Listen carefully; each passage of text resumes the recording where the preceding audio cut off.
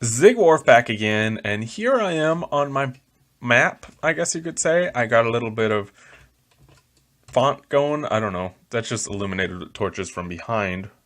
And there's the map maker, me, of course. And then here's a little bit of advertising for my channel. Pow.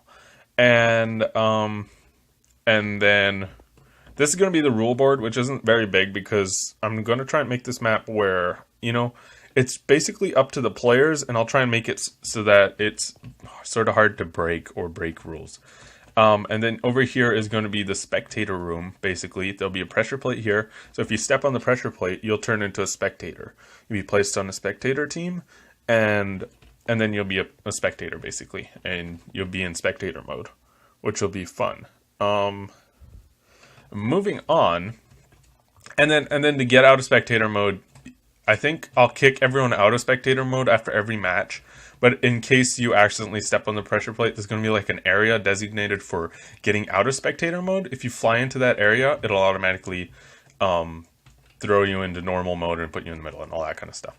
The reason why being that you can't step on pressure plates in spectator mode, so you'll have to use an area. So anyway, moving on, let's go ahead and do this. Score board. Oh, I can't spell. Board. Players, join, spawn, and that'll automatically throw me on the spawn team, which everyone should be on when they're in this area except for spectators. So if that fails, then our map is going to sort of fail, basically. And then, so we set up random teams. I've set this up off camera, because I tried to record stuff earlier and I totally failed because I was going about it all wrong. I'm actually going to throw that clip in here, but I didn't want to start the video off with that because that was really annoying. So I'm going to throw that clip in here just to show how confused I was about it. I'll throw it in after I show you what I've done so far. So now when the game starts, basically what you're going to do is you're going to all join in, make sure everyone's in.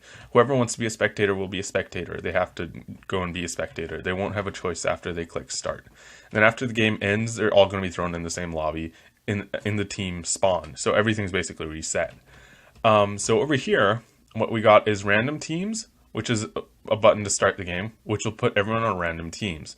Or pick teams, which is another mechanism that I want to goof around with later on, where you're put into this area where you have to sort of pick a side. So say this is the area, for example, and say I'm here. Oh, I'm on this side of that. I'm on the green side, so I'll be turned into the green team, and I'll have an indication with leather armor that's green and stuff like that.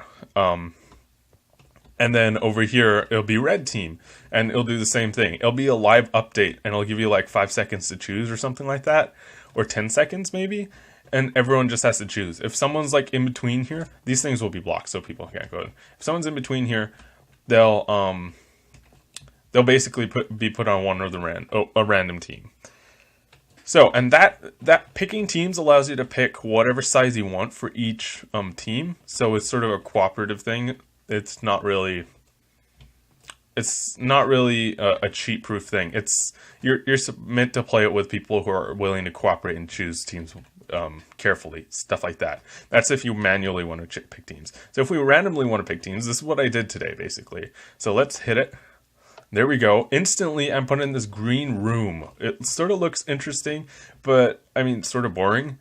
But this is going to be the kit room, basically. So over here, if we hit a pressure plate, it's going to give us a kit for each and every pressure plate. And so what I've set up over here, let's go ahead and get out of here. Okay, so over here are the two kit rooms, right? Side by side, basically. This is the red kit room, and that's the green. So obviously, I'm on the green team now, which it automatically placed me on. Now, the green team is always the first choice. Whoever gets into this thing, well, actually, technically, it'll be different later on. So here are the command blocks that run it, and here are two others, actually. So let's start from the beginning, actually. So this is the command block that runs the pick random teams button, or the command. You know, the button over there that I just hit. Anyway, so this sets the block, blah, blah, blah, to redstone. I'll show you that block right now. So just basically so that the circuitry or the other command blocks can be somewhere else. So this is the block that we were looking at. -10, 92, and 1. And let's go ahead. So if this were to become redstone, basically, it'll run these two command blocks here. So one of them is basically TP all players with the team spawn to 0, 97, 0. I'll show you that location right now. And then this basically turns the redstone block back into stone so that it resets and it's ready to be pressed again. There are going to be a few more other things that occur. So here, /TP at a team equals spawn 0, 97, 0. That means we're at 0, 0 at 97 blocks high. So this is actually the chamber that you're spawned into, basically. So you're thrown in this. Okay, let me try and explain this a little slower. You're thrown into this chamber, basically. All players with the team spawn, right? And they hit one of them or all of them hit that pressure plate. So as long as that pressure plate is down, this is getting power. It needs redstone to run. And it's on repeat. So when this gets power and it's on repeat, it runs all of these other ones. The reason why I didn't put a command in here is just because I didn't want to for some reason. I wanted to keep that open. And then it goes through the chain basically. So the first one is scoreboard. This is scoreboard over here. Scoreboard, teams join green. So the first player will always be on the green team. But then again, then the player that's picked is random. Which is the @R selector or target, whatever. And so it's always a random person. And the radius is equal to 4, and then we've set the X, Y, and Z coordinate for the radius, which is basically where they spawn in, 0, 97, 0. And the team is equal to spawn. So the team has to be spawned. So if the spectators say in that area, they aren't picked because they're in the spectator team. And over here, we do the same. And this time they join the red team instead of green. So that way, every time this command block runs, one player is thrown onto either team, basically. And only from this little area, and they have to be on the spawn team. So they're put into different teams, right? Okay, so here's the scenario. We got 4 players in there, right? This runs once, really quick. It's super quick because this is on a repeat cycle. So I think it's running every tick, maybe every other tick. I don't know the specifics about that, but it's super fast. So then, so that way, over here, we're going to add another command block, which basically starts the game. To start the game, we're going to basically have a single spot, like here, for example, and a whole series of command blocks, which run the start procedure, which is like a timer and all that kind of stuff. And that block will just basically be changed to redstone to start the game, and it'll reset automatically. And so for both ways of picking teams, it'll just throw a redstone block in that same spot. We'll use the same start mechanism. So over here, we'll add a start command, and then a timer will start. And instantly, everyone will just basically be thrown on 2 different random teams as quick as possible, basically, as quick as these command blocks can run. So we got 4 players in there, and this is running as quick as possible. It starts, right? It sends 1 player to the green team and 1 to the red team instantly, 1 random player. And then it teleports all the green team players, all the green team players in that radius. Again, the same radius. We're not looking for green team players that are going to be in here or red team players in here. So it sends all the green team players, it teleports them all to the kit room, which is here, right? So someone's in the green team up there, only 1 person right now in the first cycle, right? And it sends them over here. And then it goes over here to the next one. It takes the red team person, which is only 1 person out of 4, and sends them there. And then by that time, this would have gone again, which will do the same cycle. It'll take a random player and put them on the green team. Then it'll take a random player and put them on the red team. If that doesn't work, if for example, there's no more players left, it won't affect anything because they have to be on the team spawn, right? So I think there will always be 1 team, like the green team will always have 1 extra player if there's an odd number of players. Right, okay.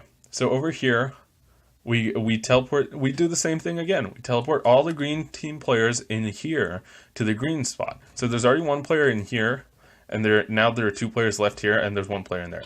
1 in red, 1 in green, 2 in there. And it's going through the same cycle. So now one is a green team, one is a red team, and now it teleports all the green players to here from there, right?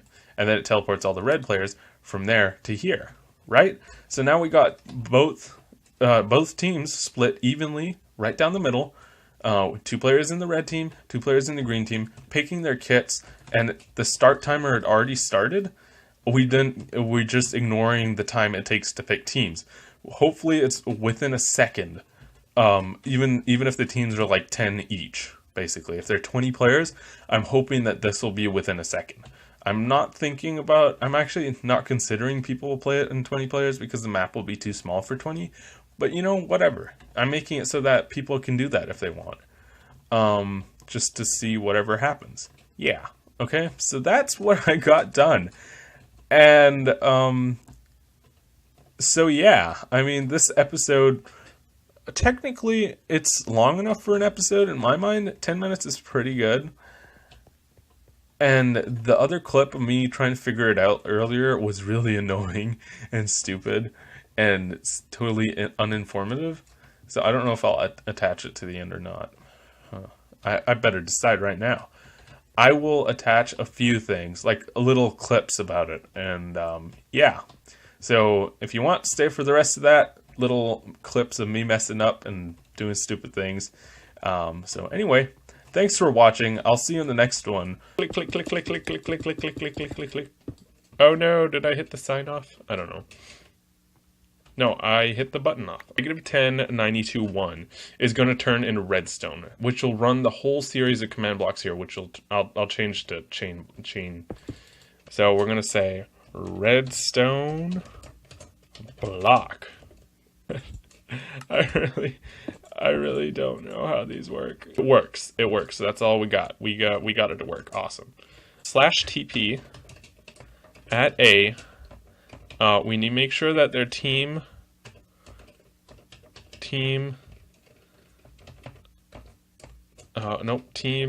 is equal to neutral. No, it's the spawn team. I forgot. It's called the spawn team.